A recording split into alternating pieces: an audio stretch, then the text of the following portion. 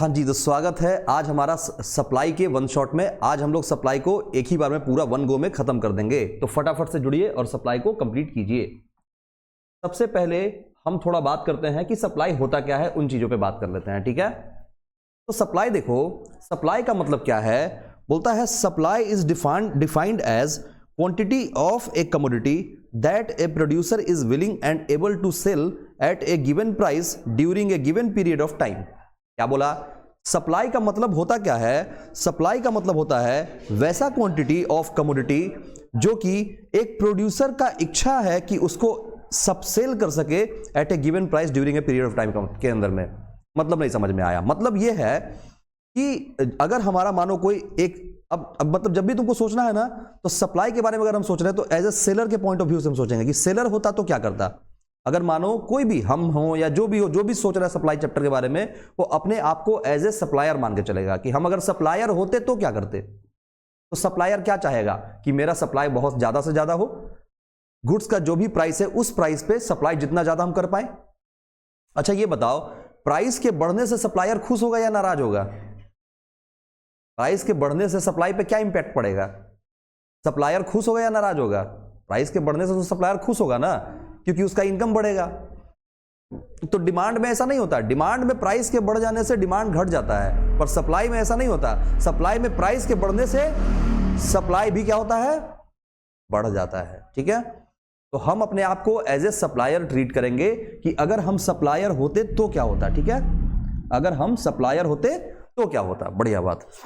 अच्छा जी, तो वही बात यहां पे हम लिख के भी बता दिए हैं कि मानो एक दुकान है और ये हम है दुकान के अंदर। ये किसका दुकान है? ये हमारा दुकान है। और हम कौन हो गए? प्रोड्यूसर हो गए या सप्लायर हो गए। तो जो कंज्यूमर के पॉइंट ऑफ व्यू से पहले हम सोच के चलते थे ना, इसको हम अभी ही क्रॉस कर दे रहे हैं। मतलब कि अब हम कंज्यूमर के पॉइंट ऑफ व्यू से सोच के नहीं चलेंगे, बल्कि किसके पॉइंट ऑफ व्यू से सोच के चलेंगे? प्रोड्यूसर के पॉइंट ऑफ व्यू से या सप्लायर के पॉइंट ऑफ व्यू से सोच के चलेंगे कि अगर हम सप्लायर हैं तो क्या होगा, अगर हम प्रोड्यूसर हैं तो क्या होगा। तो हम अपने आप को हमेशा सप्लायर और प्रोड्यूसर मान के चलेंगे, ये बात क्लियर होना चाहिए, ठीक है। अगला बात पे आते हैं कि कौन कौन सा फैक्टर्स है जो सप्लाई को अफेक्ट करता है, जिसको डिटर्मिनेंट्स ऑफ सप्लाई भी बोलते हैं। तो कौन कौन सा फैक्टर है? पहला फैक्टर है प्राइस ऑफ द कमोडिटी। पहला कौन सा फैक्टर है? Price of the commodity. जैसे डिमांड में पढ़े थे वैसे ही सप्लाई में भी पढ़ रहे हैं। पहला फैक्टर है जो प्राइस जिसको इंपैक्ट करता है। तो प्राइस अगर इंपैक्ट करेगा तो सप्लाई पे क्या फर्क पड़ेगा? अब देखो एग्जांपल कितना बढ़िया है, जैसे जैसे प्राइस बढ़ता जाएगा वैसे वैसे सप्लाई बढ़ता जाएगा, है कि नहीं। प्राइस बढ़ेगा तो सप्लाई भी बढ़ेगा। अब ये हम चूंकि सेलर के पॉइंट ऑफ व्यू से सोच रहे हैं ना, तो हम तो ऑब्वियसली हम यही चाहेंगे ना, प्राइस बढ़ेगा तो हम अपने सप्लाई को भी बढ़ाते चले जाएंगे। पर यही अगर डिमांड होता तो ऐसा नहीं होता। डिमांड में प्राइस बढ़ता तो डिमांड घटता चला जाता कि भाई अब इस प्रोडक्ट को नहीं खरीदेंगे, दूसरे प्रोडक्ट को खरीद लेंगे। पर सप्लाई में ऐसा नहीं होगा। सप्लाई में जब जब प्राइस बढ़ना शुरू होगा तब तब सप्लाई हम और करना चाहेंगे, ठीक है ना। तो इसलिए इसमें कैसा रिलेशन होता है? There is a direct relation between price of the commodity and its quantity supplied. तो कैसा रिलेशन हो जाएगा? डायरेक्ट रिलेशन यहां पे की पॉइंट है। डायरेक्ट रिलेशन किसके बीच में है? Price of the commodity and its quantity supply. जो क्वांटिटी सप्लाई हो रहा है और जो उसका प्राइस है, उन दोनों के बीच में कैसा रिलेशन है? डायरेक्ट रिलेशन है। प्राइस और क्वांटिटी से रिलेटेड बात हो रहा है, ठीक है। यानी कि सप्लाई बढ़ेगा कब? जब मतलब अगर सप्लाई बढ़ेगा तो प्रॉफिट भी लोगों का क्या होगा? बढ़ेगा। तो मोटिव तो यही होता है ना कि सप्लाई बढ़े, प्राइस ज्यादा हो जाए, सप्लाई खूब बढ़े और प्रॉफिट भी बढ़ना शुरू हो जाए। हाँ, डिमांड में इन्वर्स रिलेशन हो जाएगा। प्राइस के बढ़ने से हमेशा डिमांड एडवर्सली इफेक्ट होता है। बोलता नहीं भाई, डिमांड तो घटेगा, प्राइस बढ़ेगा, मार्केट में किसी भी चीज का डिमांड कम होना शुरू हो जाएगा। दूसरा पॉइंट आता है price of competitive goods. Price of competitive goods यानी कि रिलेटेड गुड्स। कंपिटिटिव गुड्स किसको बोलते हैं? Related goods. जैसे चाय और कॉफी, तो चाय का प्राइस बढ़ेगा तो कॉफी पे क्या इंपैक्ट जाएगा? तो चाय का प्राइस बढ़ेगा तो अगर डिमांड में क्या पढ़ते थे कि चाय का प्राइस बढ़ेगा तो उधर डिमांड बढ़ जाएगा कॉफी का, लेकिन यहां उल्टा होगा। देखो यहां भी हम दो कंपिटिटिव गुड्स का एग्जांपल ले लिए, तुम टी और कॉफी भी मान सकती हो, कोई दिक्कत की बात नहीं है। तो वहां पे पढ़ते थे कि चाय का प्राइस बढ़ेगा तो कॉफी का डिमांड बढ़ेगा, यहां चाय का प्राइस बढ़ेगा तो कॉफी का डिमांड घटेगा, क्योंकि जितने भी सेलर हैं वो चाहेंगे कि हम चाय बेचें, क्योंकि चाय महंगा है, जो महंगा है उसी को बेचना चाहेंगे। देखो वही बात यहां पे है। एक तरफ राइस है, दूसरे तरफ वीट है, राइस हो गया कंपिटेटिव गुड्स, और मतलब अगर एक को हम मान रहे हैं गुड कंसर्न तो दूसरा हो गया कंपिटेटिव गुड्स, मतलब एक हो गया कंपिटेटिव गुड्स तो दूसरा हो गया गुड कंसर्न, मतलब किससे किसको कंपैरिजन कर रहे हैं ये बात हो गया। तो प्रोड्यूसर जो है अगर अगर अगर राइस बेच रहा है और राइस का प्राइस बढ़ेगा मार्केट में, तो वो क्या करेगा, व्हीट को बेचना बढ़ा देगा या कम करेगा, व्हीट को बेचना कम कर देगा, राइस ज्यादा बेचना पसंद करेगा, क्योंकि इसमें प्रॉफिट ज्यादा उसको होने वाला है। देखो नीचे हम लिख के बता दिए, price of the competitive goods, अगर राइस का क्या हो रहा है, बढ़ रहा है, तो राइस का सप्लाई मार्केट में क्या होगा, बढ़ना शुरू हो जाएगा, व्हीट का सप्लाई मार्केट में क्या होगा, कमना शुरू हो जाएगा। तो बढ़िया डायग्राम है, ठीक है, प्रोड्यूसर यही सोच के चलेगा हमेशा। तो प्राइस अगर राइस का बढ़ेगा तो व्हीट का क्या होगा, सप्लाई मार्केट में कमेगा, तो इंपैक्ट यही निकल के आएगा, ठीक है, राइस का प्राइस बढ़ेगा और व्हीट का सप्लाई घटेगा। तो there is an inverse relation between the price of the competitive goods and supply of good concern. क्या बोला, कैसा रिलेशन होता है दोनों के बीच में, इनवर्स रिलेशन होता है। किसके बीच में, एक कंपिटेटिव गुड्स, दूसरा गुड कंसर्न।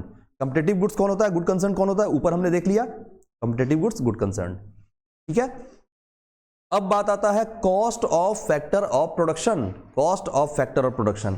तो पहला दूसरा चीज पे बात हम कर लिए। पहला चीज क्या था हमारा, प्राइस ऑफ द कमोडिटी, जो समझ में आ गया कि अगर किसी कमोडिटी का प्राइस बढ़ रहा है तो सप्लाई बढ़ेगा, डायरेक्ट रिलेशन, पहला में डायरेक्ट रिलेशन। दूसरा में कंपिटेटिव गुड्स वाले में देख लो, एक का प्राइस बढ़ेगा तो दूसरे का डिमांड क्या होगा, दूसरे का सप्लाई। अब देखो डिमांड बार बार यूज हो रहा है क्योंकि डिमांड चैप्टर में पढ़े हुए हैं, लेकिन अब सप्लाई वर्ड यूज करना है। एक का प्राइस बढ़ेगा, दूसरे का सप्लाई कमेगा, तो इसमें कैसा रिलेशन है, इनवर्स रिलेशन। तो अगर प्राइस ऑफ द गुड्स का बात करेंगे डायरेक्ट रिलेशन, अगर रिलेटेड गुड्स का बात करेंगे या कंपिटेटिव गुड्स का बात करेंगे तो क्या हो जाएगा, इनवर्स रिलेशन। और अगर फैक्टर ऑफ प्रोडक्शन का बात कर ले, फैक्टर ऑफ प्रोडक्शन का मतलब क्या, cost of raw material, input, labour etcetera, यही तो होता है ना factor of production, land, labour, capital, entrepreneurship जो पढ़े थे। तो फैक्टर ऑफ प्रोडक्शन के कॉस्ट से क्या इंपैक्ट पड़ेगा, तो देखो इसमें भी कैसा इंपैक्ट पड़ेगा, there is an inverse relationship between cost of factor of production and supply of commodity. मतलब यहां भी ये समझो कि अगर किसी गुड्स को खरीदने में हमको या बनाने में हमको, अगर हम प्रोड्यूसर हैं तो गुड्स को बना रहे होंगे, अगर हम सप्लायर हैं तो गुड्स को खरीद के लेके आ रहे होंगे। अगर हमको खरीदने में, रॉ मटेरियल को खरीदने में कॉस्ट ज्यादा लग जाए तो हम उसको बेचना चाहेंगे क्या, और जिसको लाने में ही ज्यादा कॉस्ट लग जा रहा है, प्रॉफिट मार्जिन कम है, उसको तो कम सप्लाई करना चाहेगा लोग। तो इसलिए यहां पे कैसा रिलेशन होता है, इनवर्स रिलेशन। अगर हमारा कॉस्ट ऑफ रॉ मटेरियल ज्यादा है तो उसका रिलेशन कैसा रहेगा, इनवर्स रहेगा क्योंकि हम सप्लाई कम करना चाहेंगे, ज्यादा कॉस्ट लगेगा तो सप्लाई कम करना चाहेंगे। तो तीन लॉजिक समझ में आ गया। पहला था प्राइस ऑफ द गुड्स, उसमें कैसा रिलेशन है, डायरेक्ट, प्राइस बढ़ेगा सप्लाई बढ़ेगा, प्राइस घटेगा सप्लाई घटेगा। दूसरा क्या पढ़े हम लोग, प्राइस ऑफ रिलेटेड गुड्स, तो प्राइस और सप्लाई ऑफ रिलेटेड गुड्स। तो रिलेटेड गुड्स के केस में क्या देखे कि अगर गुड कंसर्न, एक है हमारा कंपिटेटिव गुड्स और दूसरा है गुड कंसर्न, तो कंपिटेटिव गुड्स का प्राइस जो है, कंपिटेटिव गुड्स का प्राइस मार्केट में बढ़ेगा तो जो गुड कंसर्न है उसका प्राइस, उसका सप्लाई क्या होगा, कम जाएगा। तो इसमें इनवर्स रिलेशन हो जाएगा। और फैक्टर ऑफ प्रोडक्शन में क्या होगा कि अगर किसी गुड्स का फैक्टर ऑफ प्रोडक्शन का कॉस्ट जो है, मतलब अगर रॉ मटेरियल का कॉस्ट हो गया, लेबर का कॉस्ट हो गया, ये सब ज्यादा लग रहा है तो उसका सप्लाई हम कम करना चाहेंगे, तो इसमें इनवर्स रिलेशन हो जाएगा। पहला में डायरेक्ट, दोनों में, बाकी दोनों में इनवर्स हो गया। तीसरा आता है एक्साइज ड्यूटी। एक्साइज ड्यूटी का सीधा सीधा मतलब समझ जाओ टैक्स, ठीक है। तो किसी भी गुड्स पे जो मैन्युफैक्चरिंग पे जो टैक्स लगता है ना, उसी को हम बोलते हैं एक्साइज ड्यूटी, ठीक है। अब बाकी जो परचेज सेल पे जो टैक्स लगता है उसको क्या बोलते हैं, जीएसटी बोलते हैं, ये तो पता ही है। तो एक्साइज ड्यूटी किस पे लगता है, मैन्युफैक्चरिंग पे लगता है। तो there is an inverse relation between excise duty and supply of a commodity. देखो अगर मैन्युफैक्चरिंग पे अगर टैक्स का रेट गवर्नमेंट बढ़ा दे तो हम वैसे गुड्स का प्रोडक्शन करना चाहेंगे नहीं, वैसे गुड्स का सप्लाई करना चाहेंगे नहीं। तो इसलिए इसमें कैसा रिलेशन बनेगा, इसमें भी इनवर्स रिलेशन बनेगा। और उसके बाद आता है सब्सिडी। टैक्स का ठीक उल्टा होता है सब्सिडी। सब्सिडी मतलब जब गवर्नमेंट आपको कुछ रिफंड बैक दे रही है, तो सब्सिडी मिल रहा है, तो सब्सिडी हमारा क्या है, फाइनेंशियल स्टेटमेंट, नहीं गलत वर्ड लिखा गया है, फाइनेंशियल असिस्टेंट होगा,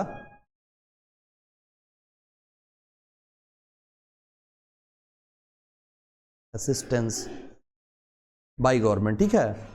मतलब यूं समझ जाओ कि गवर्नमेंट हमको मदद करना चाह रही है, ठीक है। गवर्नमेंट का मोटिव क्या है, हमको हेल्प करना, ठीक है। फाइनेंशियल असिस्टेंस बाय गवर्नमेंट, आपको गवर्नमेंट कुछ हेल्प कर रही है, किस पर्पज से, कि आपका कॉस्ट कम हो जाए। तो सोचो जिस गुड्स में जिस प्रोडक्ट के सप्लाई में या मैन्युफैक्चरिंग में गवर्नमेंट हमको सब्सिडी दे रही है, तो हम वैसे गुड्स का प्रोडक्शन करना चाहेंगे कि नहीं? कि हमको अगर हम 1 लाख रुपए का लागत लगा रहे हैं, सपोज दैट गवर्नमेंट हमको 20% का सब्सिडी दे रही है, तो 20% तुमको रिफंड आ जाना है, तो ऐसे गुड्स का लोग सप्लाई करना चाहेगा कि हाँ भाई इसमें तो हमको कम खर्चा है, जहां लाख रुपया खर्चा हो रहा है 80,000 ही खर्चा है, क्योंकि 20,000 तो रिफंड ही आ जाना है। तो गवर्नमेंट सब्सिडी देती है, वहां पे कैसा रिलेशन हो जाता है? Direct relation. तो इसलिए यहां पे क्या होगा? डायरेक्ट रिलेशन होगा, किसमें? Subsidy of supply of the commodity पे, ठीक है। और लास्ट में आता है टेक्नोलॉजिया। टेक्नोलॉजिया, ठीक है, टेक्नोलॉजिया। तो टेक्नोलॉजिया में टेक्नोलॉजिया दो तरह का होता है, एक तो होता है एडवांस और दूसरा होता है ऑब्सोलीट। एडवांस का मतलब हाई क्वालिटी का टेक्नोलॉजी, और ऑब्सोलीट का मतलब बेकार क्वालिटी का टेक्नोलॉजी। तो एडवांस टेक्नोलॉजी जब तुम्हारे पास होगा तो उसमें उसको करने में कॉस्ट कम लगेगा, कॉस्ट कम लगेगा तो सप्लाई ज्यादा करना चाहेगा लोग, और ऑब्सोलीट टेक्नोलॉजी में कॉस्ट ज्यादा लगेगा, सप्लाई कम करना चाहेगा लोग। लेकिन यहां पे इसमें सप्लाई से रिलेटेड कुछ भी चीज नहीं हो रहा है, इसमें टेक्नोलॉजी में सप्लाई से रिलेटेड कोई चीज नहीं हो रहा है भाई। देखो, जिसके यहां पुराना मशीन लगा हुआ है वो पुराने मशीन पे ऑपरेट कर रहा है, उसका सप्लाई जैसा चलता है वैसा ही सप्लाई वो कर रहा है। सपोज दैट हम ऐसा बोलें कि एक को ले लो आईफोन 17 प्रो मैक्स, और एक ले लो आईफोन 11 प्रो मैक्स। अब दोनों का अलग अलग चीज है भाई, दोनों अलग अलग रेट का है। अब ये कम में बिकता है तो इसका मार्केट अलग है, इसका मार्केट अलग है। टेक्नोलॉजी में सप्लाई से कोई रिलेटेड चीज नहीं है, तो यहां पे नो चेंज वाला बात आएगा, ठीक है। यहां पे कोई चेंज नहीं करेगा, यहां पे सप्लाई से कोई मतलब नहीं है, ठीक है। यहां तो बात कर रहा है उसके कॉस्ट पे और उसके सप्लाई पे बात किया जा रहा है, ठीक है। तो बेसिकली अभी हम लोग क्या क्या पढ़ लिए, जो पढ़े हैं उसका शॉर्ट फॉर्म में हम यहां लिख दिए हैं। जब price of the goods change होगा तो उस सिचुएशन में क्या हो जाएगा? कैसा रिलेशन? डायरेक्ट या इनवर्स? डायरेक्ट रिलेशन हो जाएगा, क्योंकि प्राइस के चेंज होने से क्या होगा? सप्लाई हम उसका, अगर प्राइस ज्यादा हुआ तो सप्लाई ज्यादा करेंगे, प्राइस कम होगा तो प्राइस कम, सप्लाई कम करेंगे, तो रिलेशन कैसा हो जाएगा? डायरेक्ट रिलेशन हो जाएगा। प्राइस ऑफ रिलेटेड गुड्स, अगर रिलेटेड गुड्स वाला अपना प्राइस बढ़ा लिया, मेरा सप्लाई क्या होगा? घट जाएगा ना, तो यहां कैसा रिलेशन होगा? Inverse relation. उसके बाद फैक्टर और प्रोडक्शन पे आ जाओ। फैक्टर और प्रोडक्शन में अगर मेरा कॉस्ट बढ़ेगा तो हम सप्लाई ज्यादा करना चाहेंगे या कम? कम। तो कैसा रिलेशन? इनवर्स। उसके बाद टैक्सेशन के पर्पज से आ जाओ। टैक्स गवर्नमेंट बढ़ा दिया तो हम सप्लाई ज्यादा करना चाहेंगे कि कम? कम। तो यहां भी इनवर्स रिलेशन। सब्सिडी, गवर्नमेंट हमको खूब सब्सिडी देती है, एकदम प्यार से सब्सिडी देती है गवर्नमेंट, तो हम उसका सप्लाई ज्यादा करना चाहेंगे या कम? ज्यादा सब्सिडी ज्यादा सप्लाई, कम सब्सिडी कम सप्लाई, तो कैसा रिलेशन? Direct relation. और लास्ट में टेक्नोलॉजी, तो टेक्नोलॉजी में कोई रिलेशन नहीं रहेगा सप्लाई से, ठीक है। ये सारा बात समझ में आ गया। अब जरा सप्लाई फंक्शन का बात करते हैं। मजे की बात यह है कि जिसको डिमांड फंक्शन समझ में आ गया उसको सप्लाई फंक्शन भी समझ में आ जाएगा, ठीक है। हाँ, तो सब y की जगह पर बस खाली x है, तो सप्लाई ऑफ गुड x बराबर क्या हो जाएगा? Function of px pr, y की जगह पर f है, px pr fto, वहां px pr yto था, यहां पे px pr fto है। तो px का मतलब क्या हो गया? Price of the commodity x, price of the good x या कमोडिटी x बोल देंगे। pr fto, अब सबका मतलब पता है। sx का मतलब क्या हो गया? Supply of commodity x। px का मतलब क्या हो गया? Price of commodity x। pr क्या हो गया? Price of related goods. f क्या हो गया? Cost of factor of production. T क्या हो गया? टेक्नोलॉजी। और O क्या हो गया? Other factors like excise duty, subsidy, etcetera etcetera, जो कि सारा बात अभी हम ऊपर पढ़ के बैठे हुए हैं, ठीक है। जरा हम इसके लॉ ऑफ सप्लाई पे बात कर लें कि एजम्पशन क्या लेके हम चलते हैं कि PRFTO ये हमेशा हमारा कांस्टेंट रहेगा। कैसा रहेगा? कांस्टेंट रहेगा। मतलब चेंज जो होगा वो किस में होगा? सिर्फ PX में। यानी हम ऐसा कर दें, अगर हम ऐसा कर दें कि इसके बीच में एक लाइन खींच दें और बोलें, इसके बीच में एक लाइन खींच दें, डॉटेड लाइन खींच देते हैं, हाँ बिल्कुल सही, इसके बीच में हम एक लाइन खींच दे रहे हैं, ठीक है। अब ये लाइन खींचने का मतलब ये है कि इन सभी के चेंज होने से हमको नहीं देखना है कि क्या होगा क्या नहीं होगा, हमको मेन क्या देखना है कि प्राइस के चेंज होने से क्या फर्क पड़ रहा है। तो इसको हम अभी बक्से के अंदर घेर रहे हैं, ठीक है। हमको देखना किसको है? हमको देखना है कि प्राइस के चेंज होने से सप्लाई पे क्या फर्क पड़ेगा, बस यही देखना है। जैसे डिमांड में देखते थे, बाकी चीज अदर थिंग्स रिमेन कांस्टेंट, बाकी चीज जैसे था वैसे ही रहेगा, बाकी कुछ भी नहीं बदला, सिर्फ हमारे गुड्स का प्राइस बदला, तो क्या होगा, डिमांड में फर्क। इसी को क्या बोलते हैं, लॉ ऑफ सप्लाई। ठीक है, जैसे लॉ ऑफ डिमांड पढ़े थे वैसे ही यहां लॉ ऑफ सप्लाई है कि प्राइस के चेंज होने से, वहां पढ़े थे डिमांड पे क्या फर्क पड़ेगा, यहां हम पढ़ेंगे प्राइस के चेंज होने से सप्लाई पे क्या फर्क पड़ेगा। ठीक है, उसको हम क्या बोल देंगे, लॉ ऑफ सप्लाई। तो देखो लॉ ऑफ सप्लाई के लिए हम ये एजम्पशन ले लिए कि PRFTO जो है वो हमारा कांस्टेंट रहेगा, पहला बात तो ये हो गया। अब ये लॉ क्या बोलता है, कैसा रिलेशन होता है इसमें कि there is a direct relationship between price of the commodity and its quantity supply, जो कि अभी ऊपर हम पढ़ के भी बैठ गए कि अगर हमारे गुड्स का, जो प्रोडक्ट हम बेच रहे हैं, जो प्रोडक्ट हम मार्केट में सप्लाई कर रहे हैं, जिस प्रोडक्ट का हम मैन्युफैक्चरिंग कर रहे हैं, उस प्रोडक्ट का अगर मार्केट में प्राइस बढ़ता है तो हम उसका सप्लाई बढ़ाना चाहेंगे। तो कैसा रिलेशन हो जाएगा, डायरेक्ट रिलेशन, प्राइस बढ़ेगा सप्लाई बढ़ाना चाहेंगे। ठीक है, अब जरा बात करते हैं supply curve and supply schedule पे। तो जैसे डिमांड में हम क्या देखे थे, ऐसा वाला ग्राफ देखते थे ना कि डिमांड हमारा ऊपर से नीचे की ओर जाता था और डाउनवर्ड स्लोपिंग इसका होता था और राइटवर्ड की तरफ शिफ्ट करता था। ठीक है, ये पढ़े थे। सप्लाई में कैसा है, डायरेक्ट रिलेशन, तो ऐसे इसका लाइन जाता है, इसका लाइन नीचे से ऐसे ऊपर की ओर जाता है। मानो पहले सप्लाई हमारा इस प्राइस पे इतना सप्लाई कर पा रहे थे हम, क्वांटिटी सप्लाइड हम बताए थे ना, एक्स एक्सिस पे क्वांटिटी को रखेंगे, वाई एक्सिस पे प्राइस को रख लेंगे। तो अगर हम पहले, अगर मानो यहां पे जरा हम ब्लैक पेन ले लें, अगर हमारे गुड्स का प्राइस पहले P0 था तो हम Q0 यूनिट को सप्लाई कर रहे थे। जब हमारा प्राइस जो है वो P0 से बढ़ के कितना हो गया, P1 हो गया, तो हम Q1 पे शिफ्ट हो गए। तो हमारा सप्लाई देखो कैसा हुआ, प्राइस के बढ़ने से क्वांटिटी भी इंक्रीज कर गया। रिलेशन कैसा दिखाई पड़ा, डायरेक्ट रिलेशन, प्राइस के बढ़ने से क्वांटिटी भी इंक्रीज कर रहा है। तो सप्लाई का भी देखो ग्राफ ऊपर चला गया, और ऐसे ही जितना ज्यादा आगे जाते जाएंगे सप्लाई का ग्राफ जो है वो आगे जाता चला जाएगा। तो इसलिए सप्लाई कर्व कैसा बनता है, ऐसे सीधा लाइन बनता है। ठीक है, अब इसका शेड्यूल देख लो। शेड्यूल में जब प्राइस 10 रुपया था तो हम 100 यूनिट, ऐसे ही हम एग्जांपल ले लिए। 20 हुआ प्राइस तो 200 बेचना चाहेंगे, 30 रुपया हुआ 300 बेचना चाहेंगे, 40 हुआ 400 बेचना चाहेंगे, 50 हुआ 500 बेचना चाहेंगे। मतलब जब जब प्राइस बढ़ेगा तो हम सप्लाई ज्यादा करना चाहेंगे। ठीक है, अच्छा अब देखते हैं कि change in quantity supplied versus change in supply. तो क्वांटिटी सप्लाई जो था और सप्लाई जो है, इन दोनों में क्या डिफरेंसेस है। तो जैसे डिमांड में पढ़े थे उसी के जैसा यहां भी है, सब कुछ एकदम इक्वल। ये क्यों होता है, क्वांटिटी सप्लाइड क्यों चेंज होता है, due to change in price of the commodity, यानी पीएक्स के चेंज होने से जो हमारे सप्लाई पे फर्क पड़ता है, इसको हम बोलते हैं चेंज इन क्वांटिटी सप्लाइड। जैसे वहां पे क्या पढ़े थे, change in quantity demanded, price of good X के change, price of good X के चेंज होने से डिमांड ऑफ गुड एक्स पे क्या फर्क पड़ रहा था। ठीक है ना, वैसे ही यहाँ सप्लाई ऑफ गुड एक्स पे क्या फर्क पड़ रहा है वो हम पढ़ रहे हैं। तो अब डिमांड को साइड करते हैं, खाली सप्लाई पे बात करते हैं, थोड़ा रेफरेंस के लिए वहां बता देंगे। तो यहां प्राइस के चेंज होने से सप्लाई पे क्या फर्क पड़ा, हम इस चीज के बारे में बात कर रहे हैं कि गुड एक्स के प्राइस के चेंज होने से गुड एक्स के सप्लाई पे क्या फर्क पड़ा। अगर ये बात हम बोल रहे हैं तो ये इसका मतलब क्या बोल रहे हैं, हम चेंज इन क्वांटिटी सप्लाइड का बात कर रहे हैं। और अगर बाकी जो अदर फैक्टर्स था, अदर फैक्टर्स में क्या था, वाई के जगह पर क्या हो जाएगा, PRFTO, इसके चेंज होने से क्या फर्क पड़ेगा हमारे सप्लाई पे, उसको क्या बोलेंगे, सप्लाई, चेंज ऑफ सप्लाई। ठीक है, तो due to change in factors other than price of the commodity, और यहां पे क्या था, due to change in price of the commodity.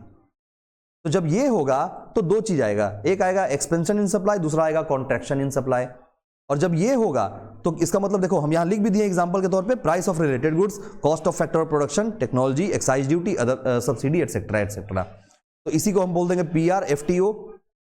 PRFTO बोल देंगे। ठीक है, वही PR का मतलब price of related goods, F का मतलब cost of factor of production, T का मतलब टेक्नोलॉजी, और एक्साइज ड्यूटी, सब्सिडी एटसेट्रा ये कहां आ जाएगा, अदर फैक्टर्स में आ जाएगा।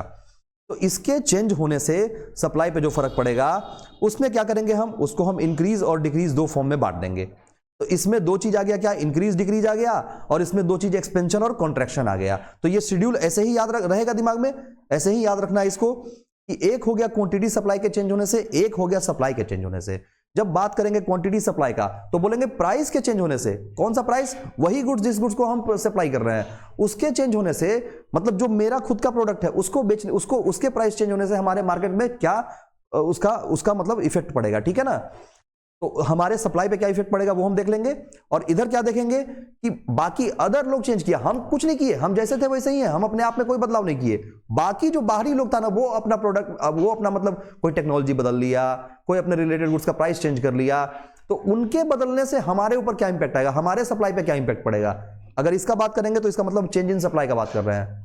एक हो गया सप्लाई, दूसरा हो गया क्वांटिटी सप्लाइड। ठीक है, जब बात क्वांटिटी सप्लाइड का होगा तो एक्सपेंशन और कॉन्ट्रैक्शन, और जब बात सप्लाई का होगा तो इंक्रीज और डिक्रीज। तो ये वर्ड याद रहेगा, हम इसको भी हाईलाइट कर दे रहे हैं, एक्सपेंशन, कॉन्ट्रैक्शन, इंक्रीज और डिक्रीज।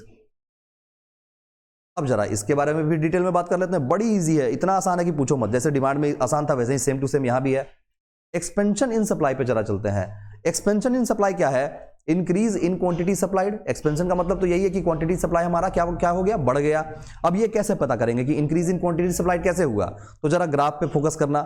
ये है ग्राफ हमारा, ये है हमारा एक पहले इतना प्राइस पे इतना क्वांटिटी था, तो ये पहले नॉर्मल हमारा चल रहा था कि जितना प्राइस था इतने क्वांटिटी को हम सप्लाई कर रहे थे। ये बेस हो गया मेरा कि मानो प्राइस था 10 रुपया, तो क्वांटिटी सप्लाई हम कर रहे थे 50 यूनिट का।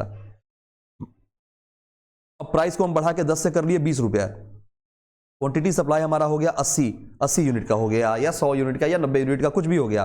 मतलब प्राइस के बढ़ने से क्वांटिटी सप्लाई हमारा बढ़ गया, तो क्वांटिटी सप्लाइड बढ़ गया, तो इसको हम इंक्रीज इन क्वांटिटी सप्लाइड बोल देंगे, क्योंकि प्राइस के चेंज होने से इंपैक्ट आया है। हम मेन क्या बात कर रहे हैं, प्राइस के चेंज होने से, मतलब मेरा खुद का प्राइस, जो प्रोडक्ट को हम सप्लाई कर रहे हैं उसके प्राइस चेंज होने से क्या इंपैक्ट आया है, उस पर हम बात कर रहे हैं। ठीक है, मेरा खुद के प्राइस, हम मेरे खुद के प्रोडक्ट का बात हो रहा है यहाँ पे। कृष्ण ये बात को समझ रहे हो कि नहीं, मेरे खुद के प्रोडक्ट का प्राइस जो है वो चेंज हुआ है, तो हमारे क्वांटिटी पे क्या फर्क पड़ेगा और प्राइस पे क्या फर्क पड़ेगा, और यहां रिलेशन कैसा बनेगा, यहां रिलेशन अपवर्ड मूवमेंट वाला बनेगा। ये जो हो रहा है, मतलब पहले हम ए पॉइंट पे थे, अब ए पॉइंट से हम बी पॉइंट पे शिफ्ट कर गए, तो इस पॉइंट से इस पॉइंट पे जो हम जाते हैं इसको हम क्या बोलते हैं, upward movement along supply curve. Supply curve पे हम मूवमेंट कैसा कर रहे हैं, अपवर्ड मूवमेंट कर रहे हैं, ऊपर की ओर हम जा रहे हैं सप्लाई में। ठीक है, तो प्राइस के बढ़ने से क्वांटिटी जो बढ़ा, तो हमारा मूवमेंट कैसा हो गया, अपवर्ड मूवमेंट हो गया। ये पहला बात क्लियर हो गया। ठीक है, दूसरे बात पे आते हैं। अच्छा, इसको लिखना है अंग्रेजी में तो कैसे लिखेंगे, हम ऐसे लिख देंगे, जो कहानी यहां पे दिखाए हैं ग्राफ में वही सेम कहानी को नीचे रिपीट कर देंगे कि इनिशियली एट प्राइस P0, पहले जब हम प्राइस P0 पे थे तो क्वांटिटी जो हम सप्लाई करते थे वो Q0 करते थे। एट पॉइंट ए पे, तो ए पे करते थे ना, ए पॉइंट ये रहा हमारा, ए पॉइंट पे हम सप्लाई करते थे ऑन सप्लाई कर्व SS, और सप्लाई कर्व हमारा क्या बनता था, तो सप्लाई कर्व को हम बोल देंगे यहाँ पे SS बोल देंगे। ये देखो SS कैसे बोलेंगे, इसका नाम दे दिए, SS नाम दे दिए। ठीक है, When the price increases from P0 to P1, जब मेरा प्राइस P0 से P1 पे हम आ गए, तो उस सिचुएशन में क्या हुआ, then the quantity supplied also increases from Q0 to Q1, तो क्वांटिटी सप्लाई हमारा Q0 से Q1 पे शिफ्ट हो गया।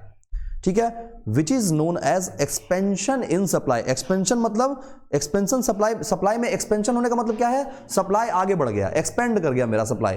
तो ये तो बढ़िया बात है, ये तो हर बिजनेसमैन चाहेगा कि मेरा सप्लाई एक्सपेंड हो जाए, एक्सपेंशन हो जाए, उसमें बढ़ोतरी हो जाए। तो कॉन्ट्रैक्शन क्या हो गया, ठीक उसका उल्टा। भाई पहले मेरा P0, ओके यहां गलती से P1 लिखा गया, कोई बात नहीं, इसको हम सही कर देना है, P0। पहले हम P0 प्राइस था मेरे गुड्स का, और Q0 हम क्वांटिटी सप्लाई कर रहे थे, तो P0 से Q0 पे सप्लाई हो रहा था। अब देखो प्राइस जो है वो कम हो गया, तो सप्लाई भी हम कम कर दिए। भाई जब प्राइस से कम हो गया तो सप्लाई ज्यादा काहे करेंगे उस प्रोडक्ट का, नहीं करेंगे। तो इसलिए यहां पे जो मूवमेंट हुआ वो हम B पॉइंट से A पॉइंट पे, इसको हम पहले ऐसा करते हैं, कोई दिक्कत नहीं है, तो चेंज कर देते हैं, गलती से ये लिखा गया होगा। पहले A पॉइंट पे हम होंगे, पहले हम A पॉइंट पे होंगे, और A पॉइंट से हम कहां आ गए, A पॉइंट से हम B पॉइंट पे आ गए। ठीक है, अब देखना अब हुआ क्या, सेम टू सेम पहले जैसा कहानी वैसे ही पढ़ेंगे। Initially at price P0, quantity supplied is Q0। उसके बाद क्या हुआ, ये कब हो रहा था, पॉइंट A पे, तो अभी हम सुधार भी दिए हैं, पॉइंट A पे P0 Q0 पॉइंट A। ठीक है, ये तीनों बात समझ में आ गया। On supply curve, supply curve क्या था, SS, तो अभी SS देखो, ये हम लिख भी दिए SS। ठीक है, When the price decreases from P0 to P1, जब मेरा प्राइस ऊपर से आया नीचे की ओर, P0 से आया P1 की ओर, then the quantity supplied also increases from Q0 to Q1, तो मेरा क्वांटिटी सप्लाइड Q0 से Q1 पे आ गया। ये भी कम हुआ, ये भी कम हो गया। Downward movement along supply curve, कहां, ए से बी की ओर, ठीक है, देख लो, which is known as contraction in supply, इसी को क्या बोलेंगे, सप्लाई में गिरावट आ जाना, सप्लाई में कमी हो जाना, ठीक है, कॉन्ट्रैक्शन इन सप्लाई। लेकिन एक्सपेंशन कॉन्ट्रैक्शन से अब हम आगे बढ़ेंगे और अब हम इंक्रीज और डिक्रीज पे आ जाएंगे। तो एक्सपेंशन और कॉन्ट्रैक्शन का बात हम कहां पे किए थे, इंक्रीज इन क्वांटिटी डिमांडेड और डिक्रीज इन क्वांटिटी डिमांडेड बोल रहे हैं बार बार हम, इंक्रीज इन क्वांटिटी सप्लाइड और डिक्रीज इन क्वांटिटी सप्लाइड। तो वहां पे हम बात कर रहे थे किसमें, एक्सपेंशन और कॉन्ट्रैक्शन में।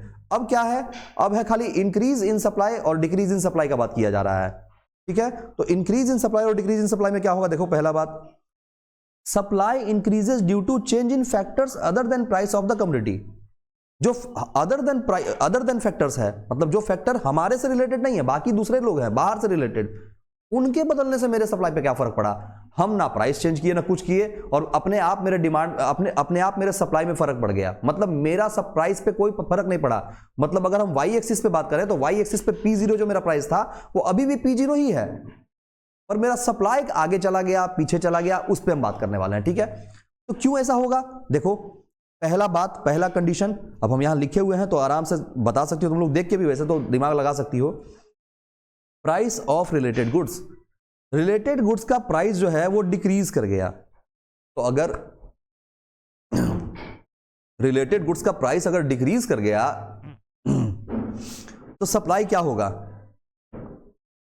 कोई अपना प्राइस को क्या किया, कम कर लिया, मेरा सप्लाई क्या होगा, ज्यादा होगा। एकदम वेरी ऑब्वियस बात है, कोई अपना प्रोडक्ट का प्राइस कम कर लिया, इसका मतलब वो बेचना नहीं चाह रहा है, हम अपना सप्लाई को फिर बढ़ाएंगे।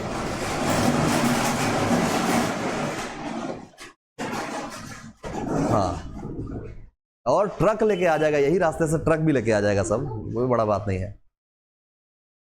हाँ, तो अगर किसी गुड्स का प्राइस जो है, अगर कोई अपना गुड्स का कोई जो मेरा रिलेटेड पार्टी था, रिलेटेड फैक्टर था, वो रिलेटेड फैक्टर अगर अपने प्राइस को कम कर लिया तो हम अपने सप्लाई को बढ़ा लेंगे प्राइस ज्यादा में, ठीक है। तो डिक्रीज होगा तो मतलब अगर प्राइस रिलेटेड गुड्स का डिक्रीज होगा तो मेरा सप्लाई इंक्रीज होगा, वो अपना प्राइस को खूब कम करे ना, हम तो चाहते हैं कम करें, हम ज्यादा में बेच के अपना कमा लेंगे, हम तो यही चाहेंगे। दूसरा, excise duty decreases, excise duty कम हो गया, सप्लाई बढ़ाना चाहेंगे तो सप्लाई बढ़ेगा यहां भी। Cost of factor of production का कॉस्ट जो है वो कम हो गया, सप्लाई बढ़ाना चाहेंगे। सब्सिडी बढ़ गया तो और सप्लाई बढ़ाना चाहेंगे, क्या सब्सिडी मिल रहा है, छूट मिल रहा है। और यूज ऑफ एडवांस टेक्नोलॉजी, जब एडवांस टेक्नोलॉजी का हम यूज कर रहे हैं तो मेरा सप्लाई तो बहुत इनहेंस होगा मेरा। तो अब जैसे मानो जो 17 Pro Max बेच रहा है अभी, तो 17 Pro Max का डिमांड तो मार्केट में है, तो जब 17 Pro Max का डिमांड मार्केट में है, बहुत बढ़िया है।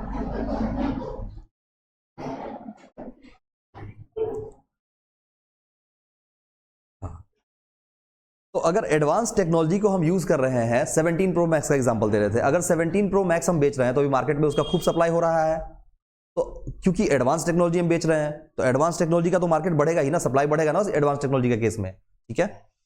अब देखो ग्राफ पे आ जाओ, प्राइस देखना, इस दोनों सिचुएशन में प्राइस जो है वो P0 पे ही रहेगा, क्योंकि प्राइस तो हमारा चेंज ही नहीं हुआ, प्राइस तो जैसा था वैसा ही है। तो क्वांटिटी अचानक से बढ़ गया, हम भी सोचे भाई क्या ऐसा बात हुआ जो मेरे यहां ग्राहक खूब लाइन लगा के सामान खरीद रहा है। Reason is being other factor अपना अपना बदलाव करते गया, हमारा सप्लाई बढ़ते चला गया, तो ये हो गया इंक्रीज इन सप्लाई। और इस सिचुएशन में क्या होगा, जो हमारा सप्लाई कर्व था, पहले हम सप्लाई कर्व पे ही मूवमेंट कर रहे थे, जो मेरा सप्लाई कर्व का डंडा था इसी डंडे पे मूवमेंट कर रहे थे, ऊपर नीचे नीचे ऊपर ऐसे हो रहे थे।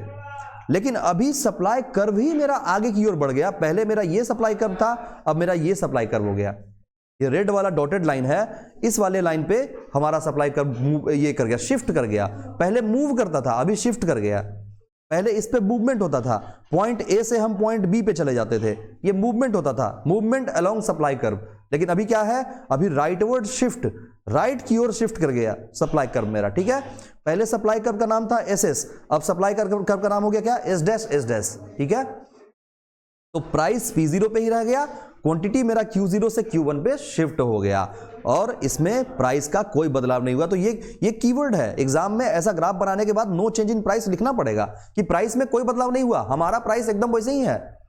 चेंज किया कौन, बाकी लोग चेंज कर लिया अपना प्राइस में, अपने प्राइस में अपना टेक्नोलॉजी चेंज कर लिया, वो अपना टेक्नोलॉजी खराब लगा लिया, मेरा बढ़िया हो गया अपने आप, हम बढ़िया लगा लिया तब तो ऑटोमेटिक बढ़िया है ही, फिर कहने का बात ही नहीं है। ठीक है, initially at price P0 quantity supplied is Q0 at point A on the supply curve SS। तो यहां पॉइंट A हम बोल सकते हैं, कोई दिक्कत नहीं बोलने का, तो इसमें बोल ही सकते हैं। ये हो गया हमारा पॉइंट A, और यहां रेड वाले में हम लिख देते हैं पॉइंट B। मूवमेंट तो नहीं हो रहा है, यहां तो शिफ्ट कर रहा है।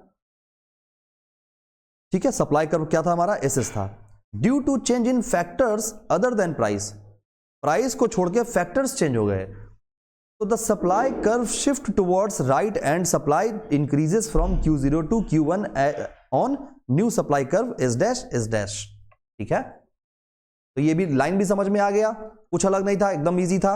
डिक्रीज इन सप्लाई का बात कर ले जरा, सेम उसका उल्टा, जैसा वो था उसका ठीक उल्टा ये हो जाएगा। यहां पे सप्लाई डिक्रीज करेगा, क्यों? क्योंकि change in other factors, change in factors other than price, change in factors change हो रहा है प्राइस को छोड़ के। एग्जाम्पल पे बात करते हैं, प्राइस ऑफ रिलेटेड गुड्स, अगर रिलेटेड गुड्स का प्राइस कम हो जाए, रिलेटेड गुड्स का प्राइस अगर कम हो जाए तो सप्लाई हमारा क्या होगा, उल्टा लिखा गया क्या? ओ हो, गलती से लिखा गया डिक्रीजेस, कॉपी पेस्ट करते हैं ना हम वहां वाला उसके चलते यहां चेंज करना भूल गए होंगे। ठीक है, इंक्रीजेस हो जाएगा यहां पे। तो पहला बात हो गया इंक्रीजेस। दूसरे में आते हैं, excise duty increases, excise duty बढ़ गया तो सप्लाई क्या करेंगे, कम कर लेंगे। Cost of factor of production, factor of production का कॉस्ट जो है वो बढ़ गया, कॉस्ट बढ़ेगा, सप्लाई कम करना चाहेंगे। सप्लाई सब्सिडी डिक्रीजेस, सब्सिडी कम कर दिया, सप्लाई कम करना चाहेंगे। और use of obsolete technology, obsolete technology हम यूज कर रहे हैं, तो ऑब्सोलीट टेक्नोलॉजी यूज करेंगे तो सामने वाला ऑब्सोलीट या हम ऑब्सोलीट टेक्नोलॉजी को यूज कर रहे हैं तो सप्लाई क्या होगा, मेरा कम हो जाएगा। ठीक है, अब इसका ग्राफ देख लो, इसका ग्राफ देखो, ये लेफ्टवर्ड की तरफ शिफ्ट कर गया। ठीक है, बाकी सब कुछ सिमिलर है, सप्लाई कर्व कैसा शिफ्ट हो गया, लेफ्टवर्ड की तरफ शिफ्ट हो गया, तो लेफ्टवर्ड शिफ्ट हो गया। और यहां भी प्राइस देखो P0 पे ही है, प्राइस में कोई बदलाव नहीं हुआ, क्वांटिटी Q0 था, Q1 पे आ गया, पीछे की ओर चला गया। ठीक है ना, तो अंग्रेजी वही है, initially at price P0 quantity supplied at Q0 at point A on the supply curve SS, और बाकी due to change in factors other than price the supply curve shift towards left and supply decreases from Q0 to Q1 as new supply curve S'। वही अंग्रेजी है, बस थोड़ा बहुत जो change किए थे उसको फिर से हम यहां भी कर दे रहे हैं। एक को मान लेंगे A, इसको मान लेंगे B। ठीक है, दोनों पॉइंट हो गया सप्लाई का जहां पे वो कट कर रहा है, बाकी everything is similar to previous. ठीक है, अब आते हैं बात इलास्टिसिटी ऑफ सप्लाई पे। तो एक तो टॉपिक अपना कंप्लीट हो गया, अब इलास्टिसिटी पे बात करते हैं। इलास्टिसिटी कैसा रहेगा, जैसा डिमांड में था वैसा ही रहेगा, यहां सप्लाई में भी कुछ अलग नहीं, सब कुछ सिमिलर रहेगा उसी के जैसा। यानी कि जरा पढ़ते हैं इसको, elasticity of supply measures the degree of responsiveness, यही तो बताता है ना इलास्टिसिटी, कितना खिंचाव है, कितना रिस्पॉन्सिवनेस है उसमें, कि प्राइस के चेंज होने से डिमांड पे, सप्लाई पे क्या फर्क पड़ जाएगा, प्राइस के बढ़ने से, प्राइस के घटने से सप्लाई पे क्या फर्क पड़ेगा, वही तो यहां भी है, रिस्पॉन्सिवनेस डिग्री ऑफ, और उसी को परसेंटेज में बताना, परसेंटेज को क्या बोलते हैं, डिग्री बोलते हैं।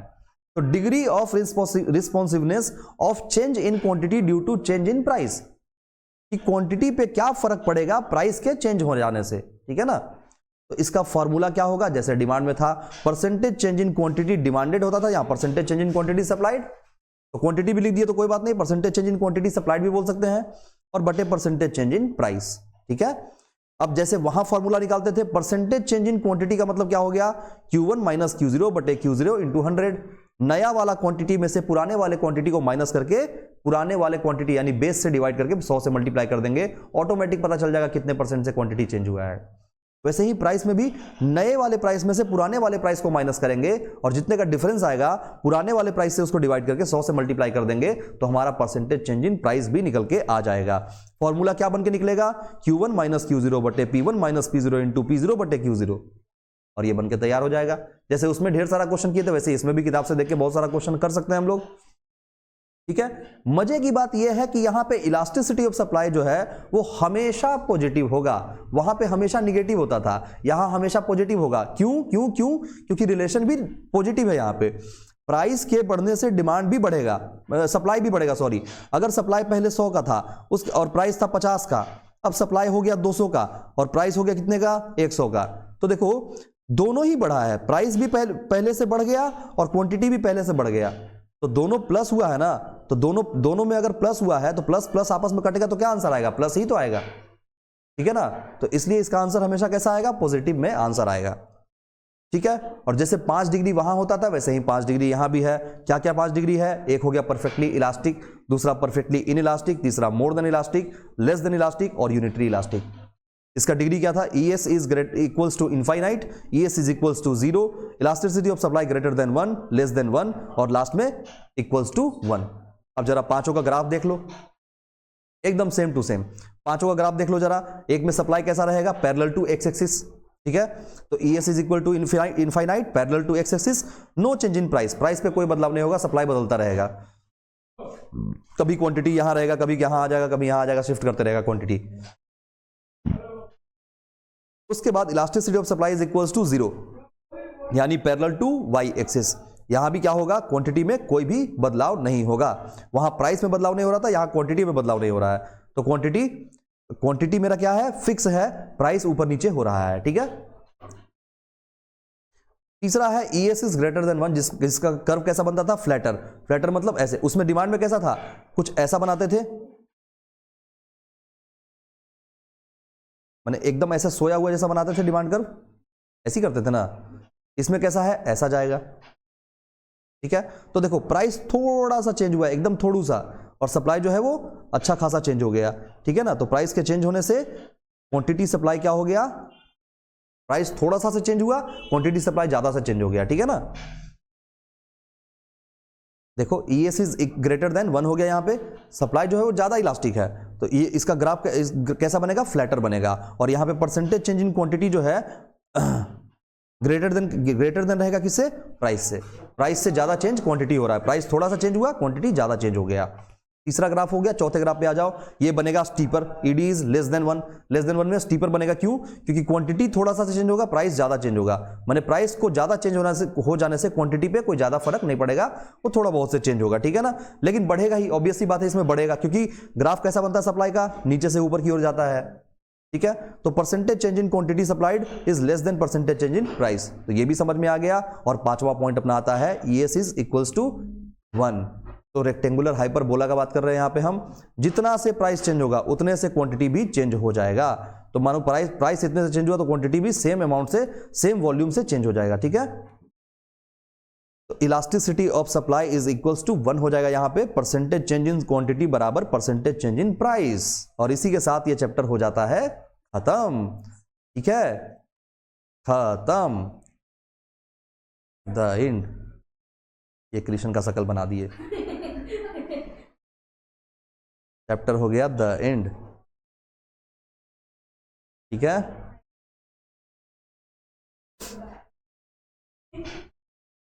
मजा आया समझ के इजी था कि भारी था, अरे बोलो इजी था या भारी था, इजी था ना। हाँ, तो ऐसे ही हम डिमांड को भी कंप्लीट कर लेंगे, सप्लाई को भी कंप्लीट कर लेंगे, और सबको समझ कर एक एक करके सबका वन शॉट बना लेंगे हम, तो रिवीजन के पर्पज से भी ये इजी पड़ जाएगा, ठीक है। इस क्लास को, हाँ, तो उसका भी एक रिविजनरी वीडियो डाल देंगे, ठीक है। हाँ, इस वाले क्लास को यहीं पे हम एंड करते हैं, ठीक है।